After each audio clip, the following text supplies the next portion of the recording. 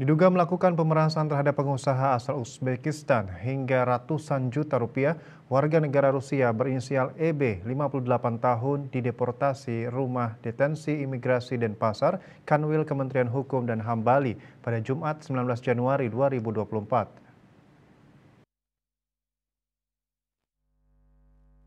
Kepala Rudenim Denpasar Gede Dudi Duwita mengatakan EB memasuki wilayah Indonesia pada 30 Januari 2020 menggunakan visa on arrival.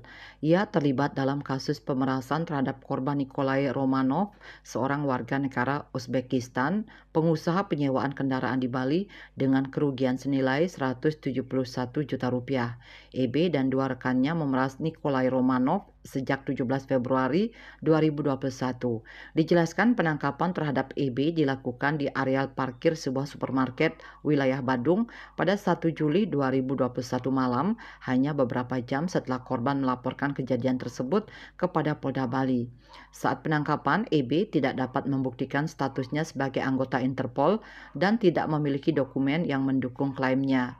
Setelah menjalani proses persidangan, akhirnya EB dipidana penjara 3 tahun di lapas Kerobokan karena telah terbukti secara sah dan meyakinkan bersalah melakukan tindak pidana secara bersama-sama melakukan pemerasan sebagaimana dimaksud dengan pasal 368 ayat 1 KUHP junto pasal 55 ayat 1 KUHP.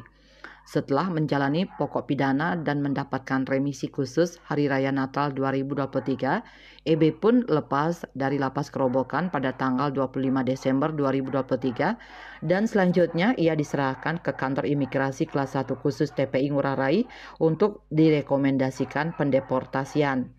Kepala Rudenim Denpasar mengatakan setelah EB didetensi selama 17 hari, EB dideportasi melalui Bandara Internasional I Gusti Ngurah Rai Bali pada 19 Januari 2024 dengan seluruh biaya ditanggung oleh istrinya.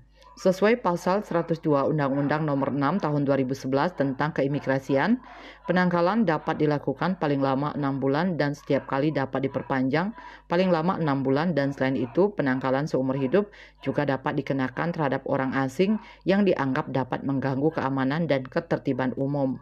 Mia Bali Pos melaporkan.